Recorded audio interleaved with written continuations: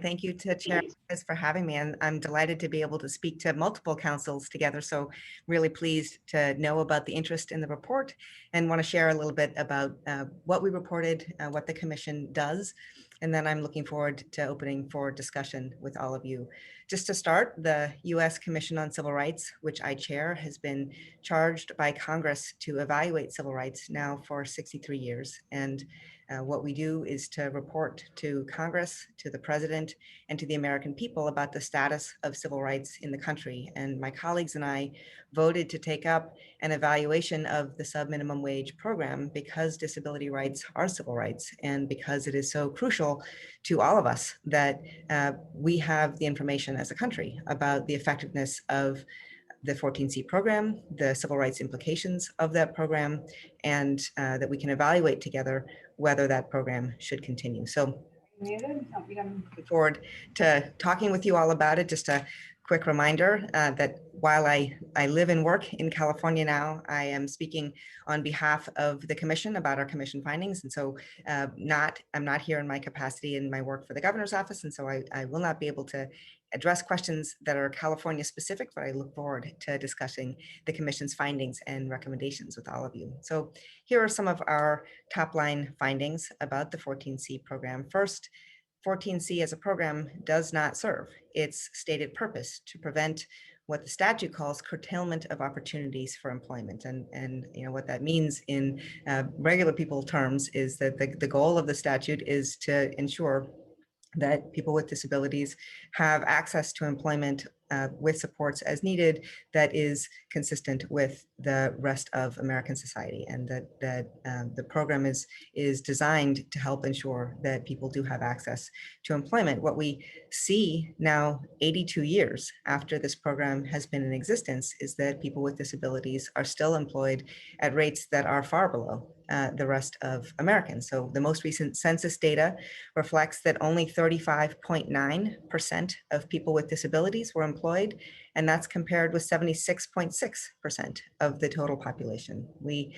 with the Commission, received testimony from the Bazelon Center for Mental Health that, and this is a quote, people with disabilities continue to participate in the labor force at less than half the rate of people without disabilities, and only about 20% of people receiving public mental health services have any form of employment. So what we see from this data is that 82 years into looking at this program, into operating this program, it is not operating to the extent necessary to prevent curtailment of opportunities for employment.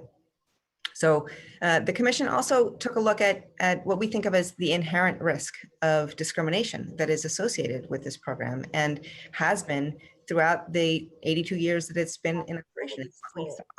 Is that inherent risk is very high, that rate of discrimination is deeply problematic. So just to contextualize it, as long ago as 1983, my commission, before I was on it, recognized that the risk of discrimination that people with disabilities face is very, very high. What we said is that studies indicate that only in a tiny percentage of cases is inability. Where the line is up, and you just put it in the triangle, and then you snap it.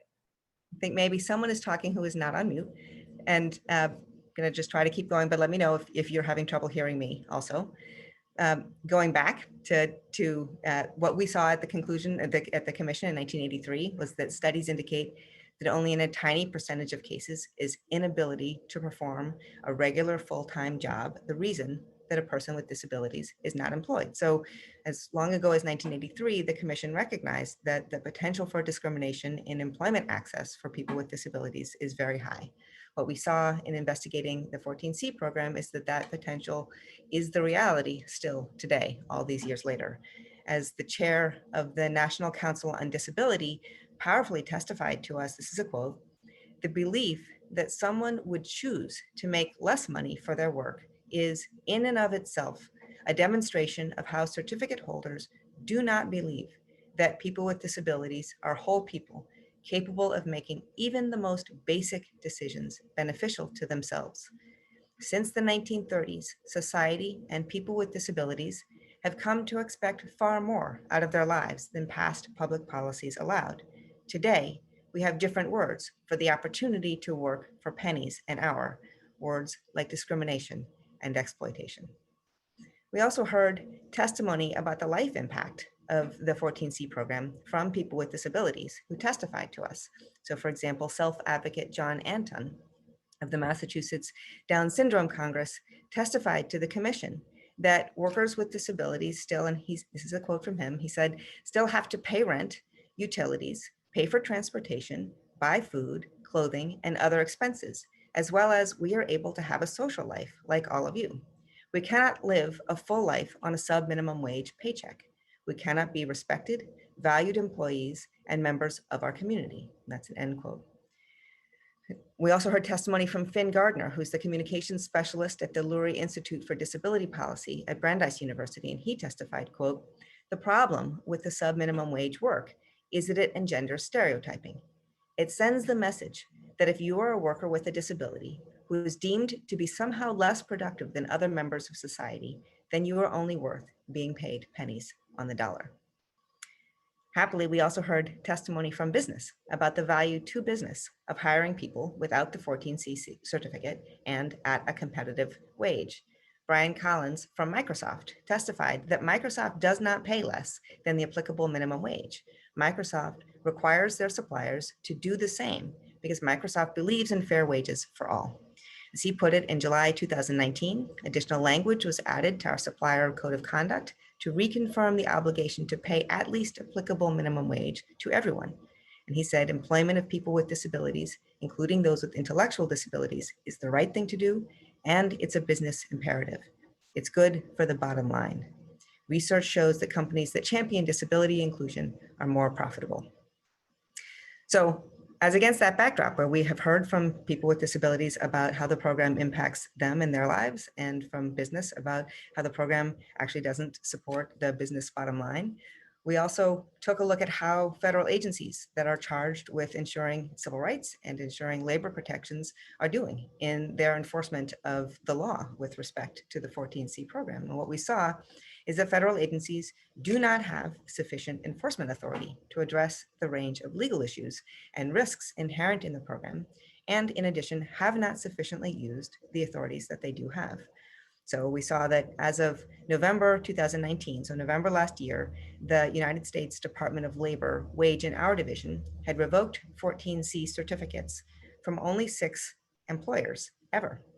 And all of those revocations occurred in and after 2013. So in the 82 years of operation of the program, the federal agency that is charged with ensuring that the program operates effectively has only 6 times ever taken the certificate away for non-compliance, which would be fine if we saw widespread compliance, except that what we see is that in the last 10 years that the Wage and Hour Division has reviewed an average of about 8% of 14C certificate holders, they found an average 81% violation rate of the certificate holders that they investigated. So at a time when they're seeing 81% non-compliance of the entities that they investigate, but they're only withdrawing the certificate from 6 employers ever, we have reason to be concerned about whether we're doing enough, we're committed enough federally to ensuring compliance with the law.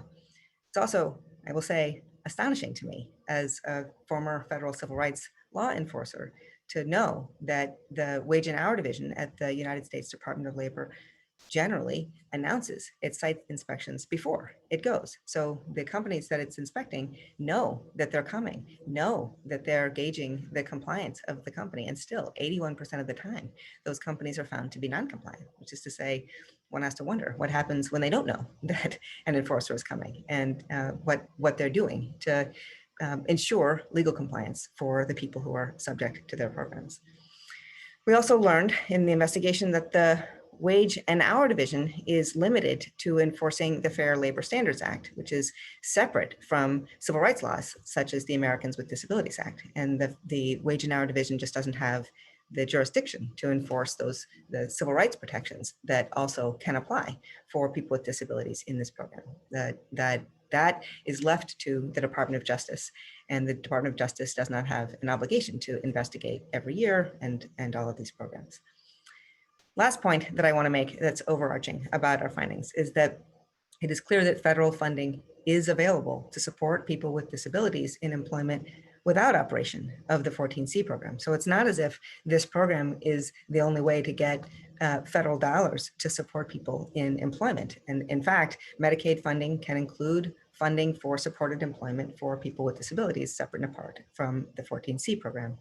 And our investigation shows that competitive integrated employment is possible in multiple states that have funding and supports to ensure that 14C workers did not lose their jobs when they transitioned to competitive employment. And job support funding for job supports can come from the individual's own Medicaid funds in competitive employment as well. So we got a succinct explanation of this point from the former Pennsylvania governor, who is also the former Department of Homeland Security Secretary, Tom Ridge, who said 14C is not a funding program. It is a certificate.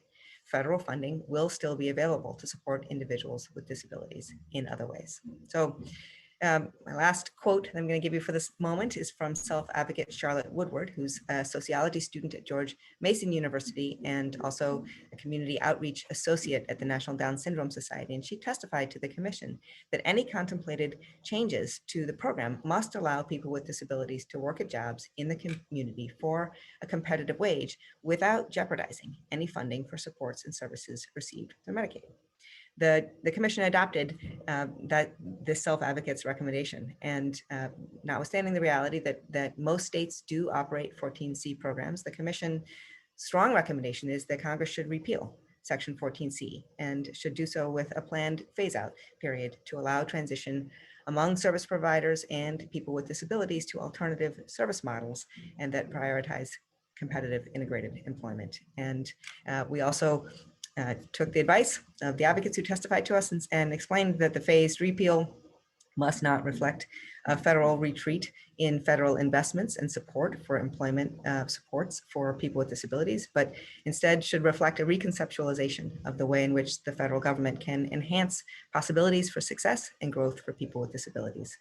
And importantly, we call on Congress to ensure that federal agencies have funding capacity, have jurisdiction capacity to examine the civil rights questions that come up in use of the program until the program is phased out. So I will stop there to say again how pleased I am to be able to join you all and share the commission's recommendations, the fruits of a year-plus investigation into the program, and to see if you all have questions or discussion that I can join you for.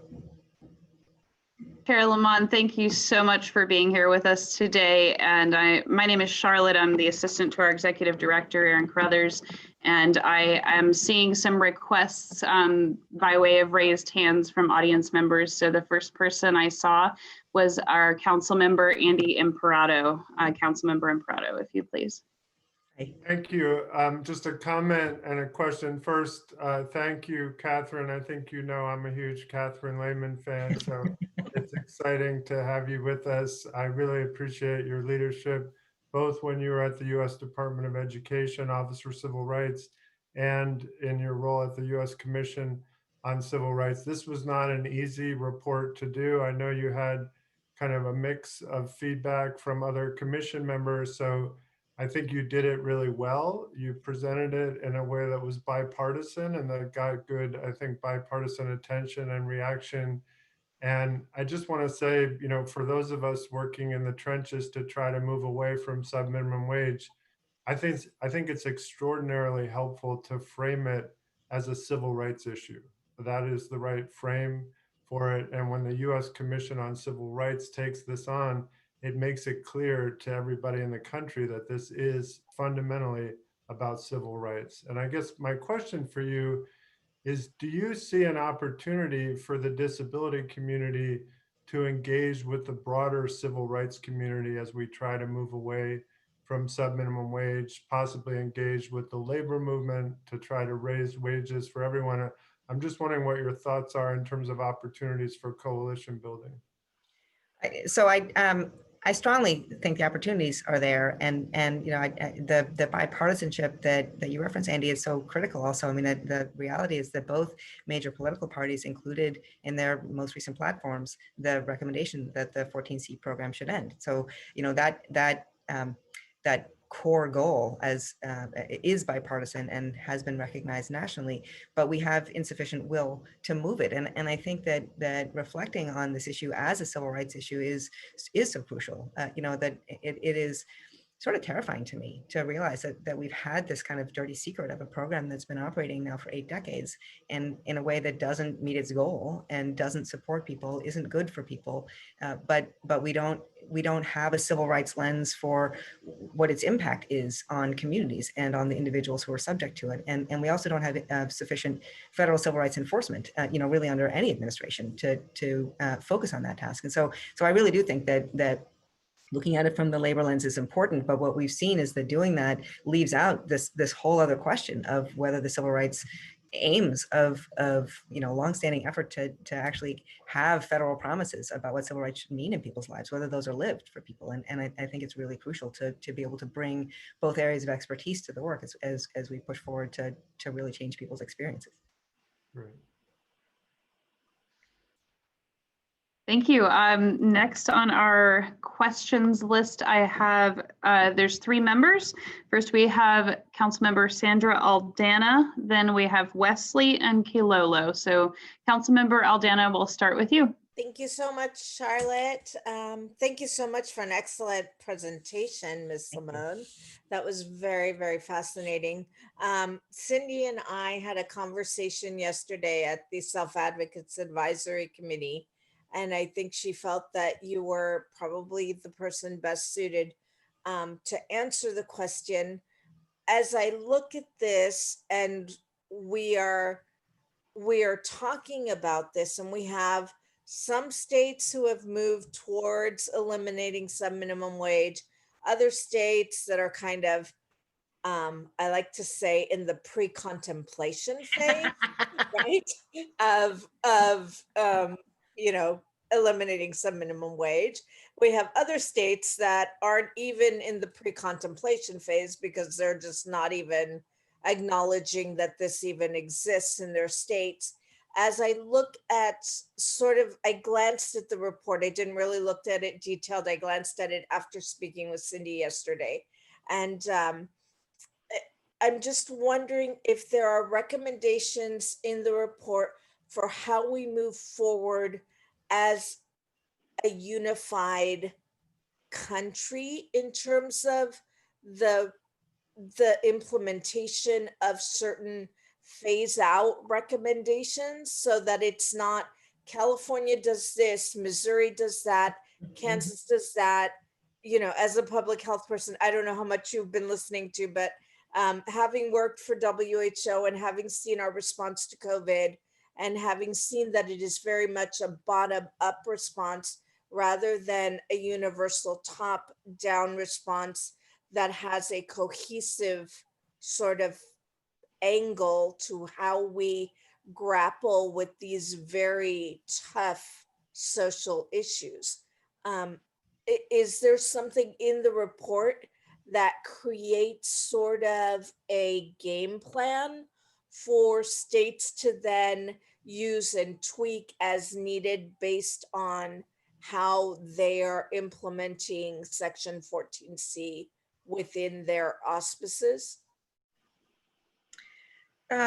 We didn't create a game plan for states, and as you asked that question, I sort of regret that we didn't. So thank you for the flag about ways to make our recommendations more concrete as we move forward. Our charge is to advise Congress, and so we tend to stay most focused on what the federal recommendations should be. And there, what we said is that Congress should phase out the program. The reason that we recommend phasing it out, as distinct from just terminating it tomorrow because we think that it's unlawful and dangerous, which is certainly what I think, is that we've seen in the investigation of how different states have used their pre-contemplation phase, as you put it, as well as their contemplation phase for how to move it out, that taking time has been beneficial. I think Vermont took a 3 or 4 year period to move for their phase out, and it that took that 3 years of that period to ensure that people who were already in the program had stayed employed and were supported as they transferred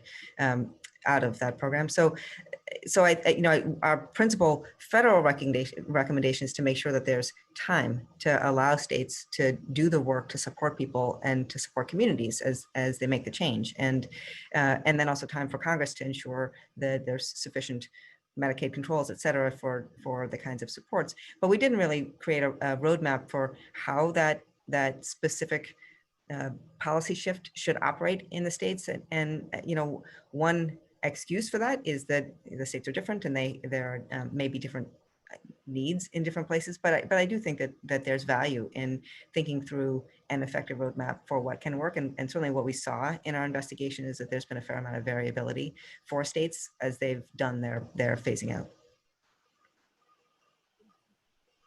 Thank you.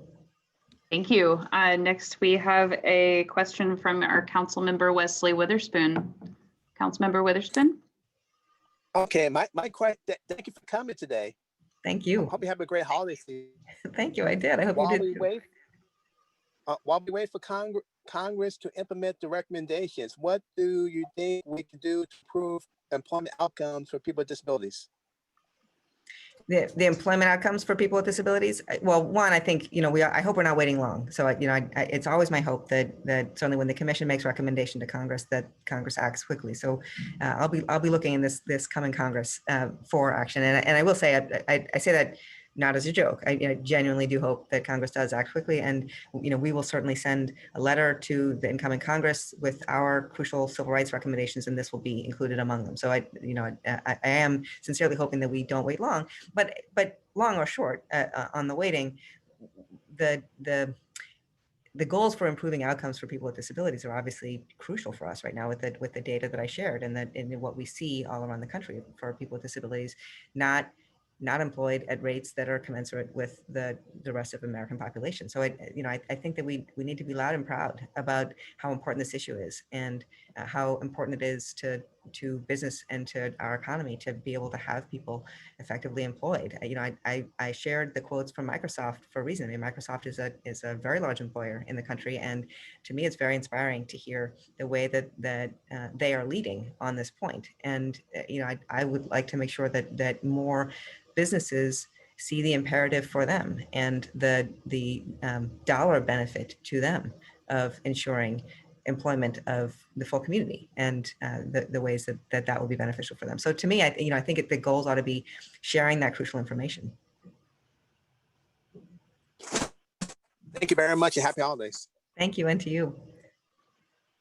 Thank you both. Our next person to raise their hand, we have Councilmember Keila Brody.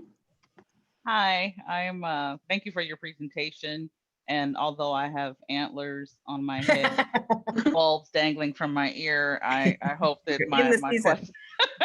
my question is taken seriously, even though it might be hard to do so. But anyway, I just wanted to shift it a little bit in terms of, are you able to share what some of the most surprising findings that you came across from the commission's field visits?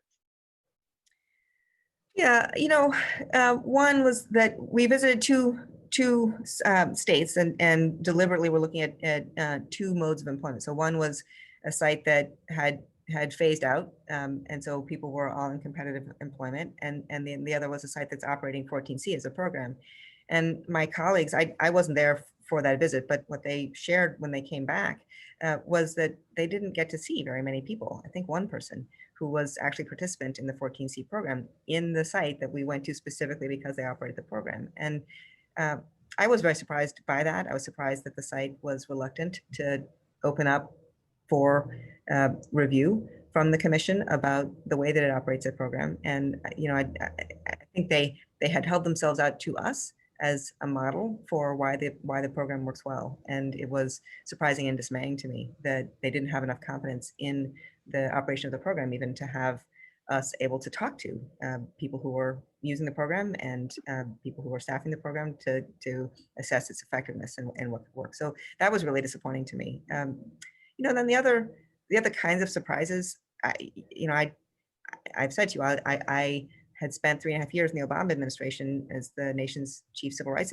enforcer in the nation's schools. And I've done a lot of thinking about what civil rights enforcement ought to look like. And I generally don't think that it's a best practice to give advance notice when coming to assess how a program is operating, and to see the astonishing level of non-compliance when the federal government does say that the federal government is coming in advance raises real alarm bells for me about how the programs are operating in general. You know, that we see that level of non-compliance makes me think that program should not be operating. And you know, I would expect to see more compliance when you know that the enforcers are coming. So you know, those are, I think, the biggest shocks to me in the course of the investigation.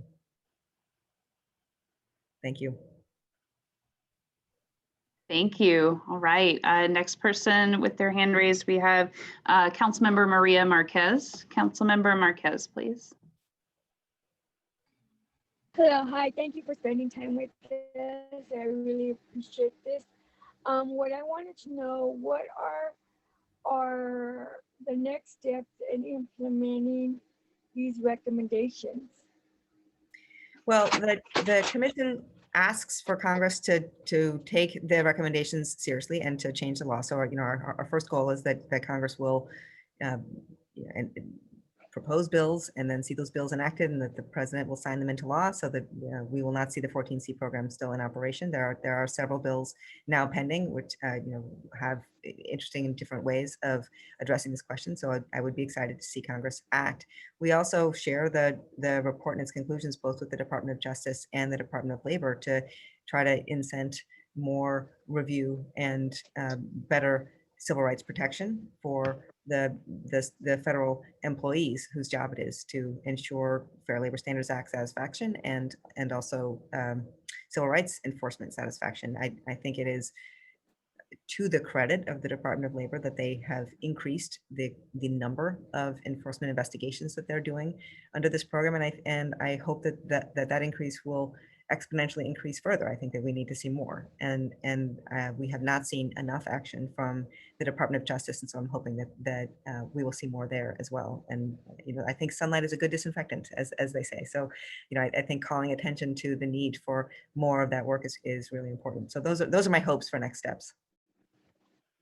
But let me just also say, sorry. Thank you so much for that. It was lovely of you to ask, and Chair Marcus, I also wanted to say that, you know, opportunities like this to be sharing with this council, with other councils, you know, the need for change in this area is also really important. And so I appreciate the opportunity to share the Commission's perspective with you all, because you all are such experts in this work and also leading the efforts for reform in this area in such important ways. So this is really crucial for us, for the way that we can move our message too. Thank you. And I just wanted to acknowledge the next council member with a question. That would be Councilmember Olivia Raynor. Thank you. Hi, my name is Olivia Raynor, and I direct the Center for Excellence in Developmental Disabilities at UCLA, the Tarjan Center. And thank you very much for your presentation to the council today. From my own experience, you know, you mentioned stigma, setting expectations, loss of civil rights. I think that I just want to draw attention to the council that this began in schools. Schools were getting 14C certificates. So the expectation for full participation in employment, the stage was being set for failure very early on in many young people's lives, and how important it is for that to stop. And also in my own experience in speaking to teachers, there were teachers who actually authentically were saying in their own eyes, their own perspectives, that this was a actual teaching tool, that they could get students more motivated to be better workers if they were to use and implement, 14C, or the potential for earning more if they were better workers, measured on a scale that they could never achieve working at shoe stores and putting away shoes. So, you know, the falseness behind that was really damaging, I think, to the students. What has happened, I think, is that WIOA and HCBS are really setting the stage for better opportunities for individuals to engage in competitive integrated employment. But I think by deliberately eliminating 14C, you've hit it at the heart, which would be to no longer be just necessarily chewing around the edges of employment, but saying that's completely unacceptable. I'm wondering, though, it's always important to know the contradictions or the forces that are against you in moving this forward. And I was wondering if you could talk a little bit about, as you made your recommendations, as you explored the opportunities in the field, if you could share with us a little bit about what forces might be working against the proposition of eliminating 14C. Sure, I will. And in addition, just to speak to your first point about this originating in schools and the low expectations starting in schools, I just want to share some of the testimony that we received. In particular, during the public comment period, we had a man who's now a lawyer who has low vision, who testified that he had in school, his counselor had recommended that he participate in a 14C program because the counselor thought because of his low vision, that would be his path for employment. He made $2.82 an hour, he said at the time. He now makes $250,000 a year as an attorney. And putting aside the salary, which is exciting for him, he said that when he went to Harvard Law School, which is where he was for law school, he thought he would be the first blind person at Harvard, and there were 6 blind people in his class, and he found himself in a community fully prepared and able to live the employment of his dreams, which is to be a lawyer. And I thought that was incredibly compelling to see the contrast also and the expectations that his school counselor had for him as distinct from his own expectations for himself. Setting that aside, on the forces that operate against the elimination of the program and the path to, I think, fuller employment for people with disabilities, it's pretty painful to talk about it. And so I want to say that at the outset, it's I expect not something that all of us on this Zoom have not heard and lived already. And I nonetheless find it painful to be the emissary for the message. So we heard testimony at our briefing from people who have very low expectations for people with disabilities. And sometimes that comes from a place of love and support from family members who believe or have fear that their family members who are working in 14C programs will not be able to be employed elsewhere, will not have supports, will not have anything to do or any place to go outside the home if the program is eliminated. And that's not a view I share, but I think it comes from a place of care. And then we heard testimony from people I don't view their views as coming from a place of care. Most distressing to me was hearing from a sitting member of Congress testimony that people with disabilities have no right to expect that they could be employed in competitive employment. And he used the term that people who work with them are saints because they work with people with disabilities. I found that testimony hugely offensive. I find it offensive still. So I regret sharing with you that we heard it. But it is real, that the low expectations about the quality of life for people with disabilities is a view that exists in our world. And it stops some among us from being willing to support and imagine a future that is respectful of all people and makes good on our civil rights promises for all people among us. And I think that's real. I think that those low expectations and the low sets of beliefs about the value of some among us hold us back as a community from being able to do what is right, live up to our civil rights laws, and also work and live and support in communities that are respectful of all people. I think those are real impediments there, that it is worth our standing together as a community to show who we are and to show what is right and what we believe in, to stand against it. And sometimes that handholding is emotionally important in addition to as a policy matter important. The reason I just wanted us to discuss it, I don't want to necessarily I hope there's other questions. We're not ending on this because this is a tough one, but that collectively, I think one of the things we look at is how those stigmas or how low expectations are developed. And certainly we certainly don't want them based in schools. But I also have learned from experience that a lot comes from the healthcare system when children are born, how important it is for parents to be given the hope and expectation that their child will indeed lead a good quality of life and that there are possibilities in the future. So I think that there's multiple roles to be played by multiple systems for changing that trajectory of expectations. That's exactly. So thank you for sharing that with us. I know that I don't like to hear it either. I don't think anybody here wants to hear it. Yeah, thank you. Thank you so much. I received a message from our next council member. Her raise hand button is not working, but I just received a message from Councilmember Joyce McNair. So if you please, Councilmember McNair. Yes, and thank you for this wonderful presentation. I wondered if your commission targets any particular member of Congress to sponsor this legislation. You mentioned that there are some bills that are addressing this in different ways, but do you also as a commission target a particular person or persons who could carry this this particular legislation to phase out the provision? Well, we don't target a particular person. We do highlight some of the bills that are pending, and also we highlight testimony that we received from sitting members of Congress, which was exciting for us. And that testimony was bipartisan in the efforts to see the program phased out. So there's Congressman Bobby Scott, who is leading an effort in one bill, Congressman Kathy McMorris Rodgers on the other side of the aisle. Bobby Scott is a Democrat, Kathy McMorris Rodgers is a Republican, who's also leading an effort to phase out the program. That we were fortunate to hear from members of Congress on both sides of the aisle, who have themselves already proposed legislation. We are eager to work with any member of Congress who would take up this charge and move it forward. Thank you. Sure. I know there's a question in the chat from a representative from a fellow state council. Santa Perez, are you still on the call? Please feel free to introduce yourself, what council you're from, and your question. Oh, hi, Santa.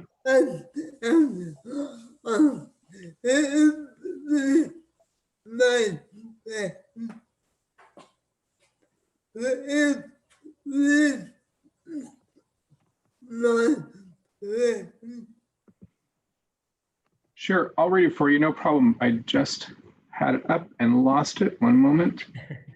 There it is. There was a committee on ACICIEID to make the recommendation in 2014. What happened to that report? And I apologize, I don't know that report specifically, so I don't know the answer to what happened to it. I believe the report that she's referring to is the advisory committee's report that came out of when WIOA was reauthorized in 2014. I'm forgetting the exact name of it, but it was like the Advisory Committee on Competitive Integrated Employment that was created.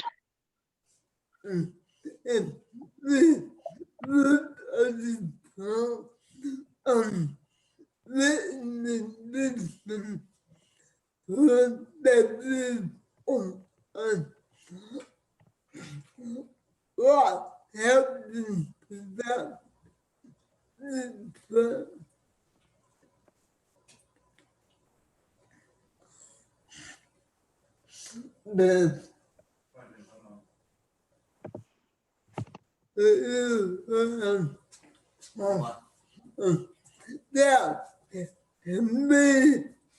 What happened to the committee? No. That committee was, no, that committee.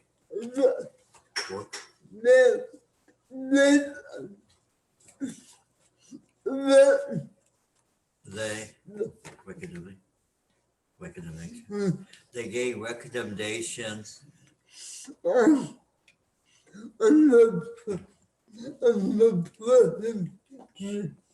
the question, no, 14, on the, they make recommendation on the 14 amendment, 14C, on 14C. Do you know what happened? What happened to that report? Thank you so much. Some of the people who worked on that report testified to the commission, and that committee made their recommendations, but there has not been further legislation that followed up on it. So we were happy. Their recommendations were very similar to ours, and we were happy to incorporate that information in our conclusions and in our recommendations. And I think we, like they, are hoping that legislation will follow and be enacted and signed into law. Great, thank you. I see another question also from our fellow council in Missouri. who's asking whether or not ending 14C will affect other workers, such as tip workers.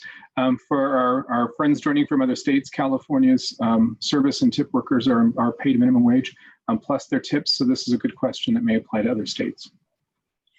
I think it could. It depends on the application in state law, and also my own view is that competitive integrated employment as the path for all people to employment is one way of lifting the work opportunities for people in the various categories of work, including where not in states like California, where tip workers do not necessarily receive minimum wage as well.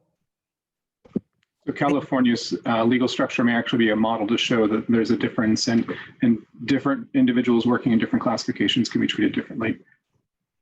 That's right. Thank you. Councilmember Rothschild.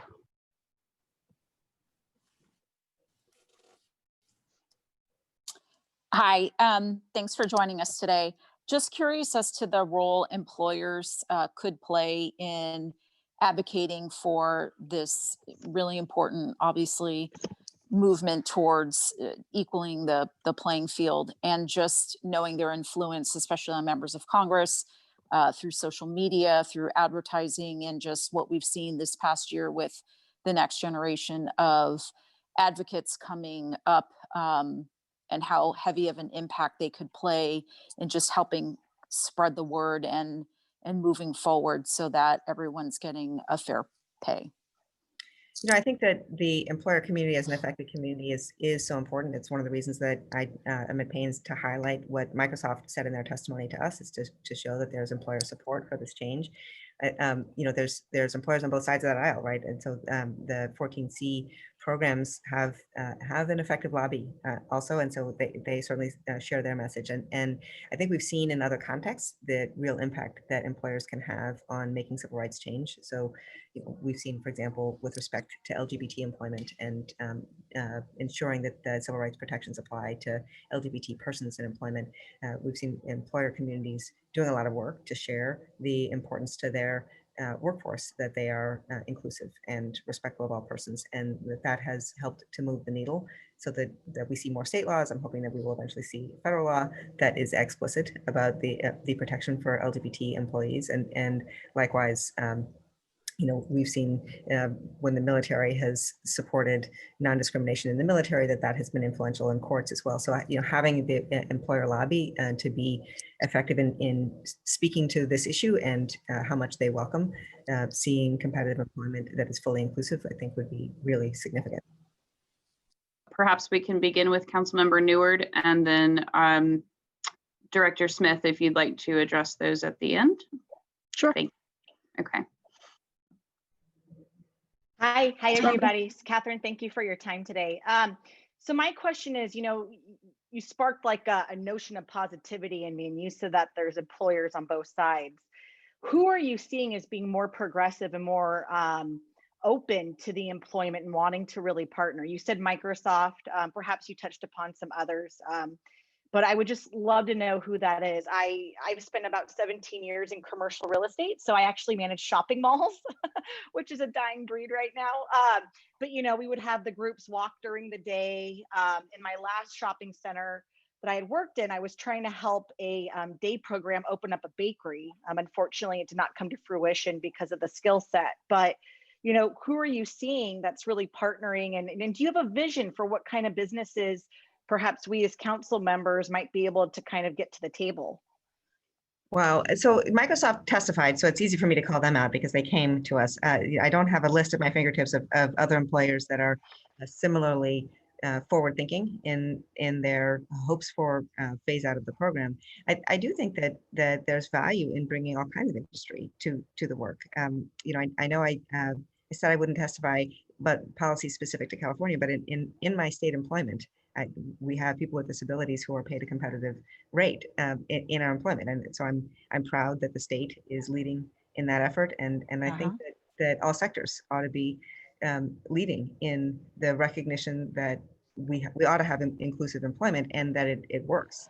And to me, there's no sector of employer who would be unwelcome to share that message. So you know, I really think that's really important. Thank you. Thank you.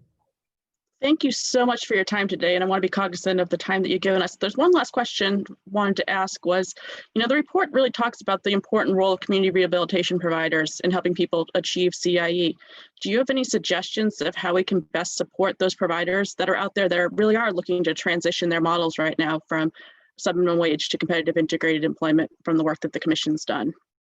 I think lifting up the success of those programs and, and what works in them, it was incredibly powerful to hear testimony from those kinds of programs at the Commission and to hear what is possible. The proof points of the possible are so critical to making change and to dispelling myths about what we can and can't do and what we should and should not expect of people. So I think lifting up their successes and sharing what can work in those kinds of programs is a really crucial component of the effort to make this kind of change.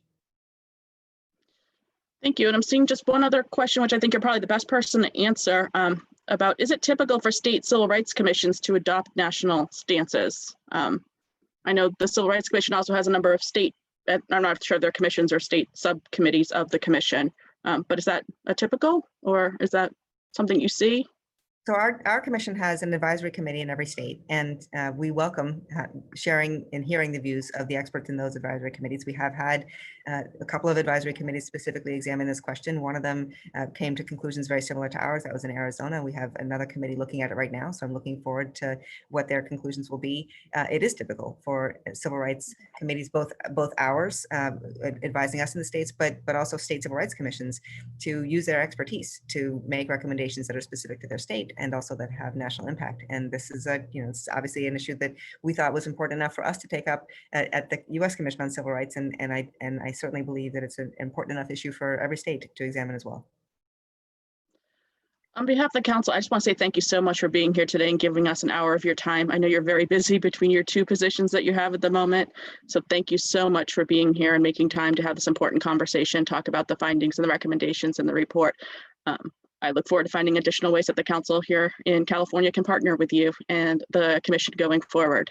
Well, Cindy, thank you so much for inviting me, and thank you to all of you for all that you are doing and for this really rich conversation today. I really appreciate it. Thank you. Thank you so much.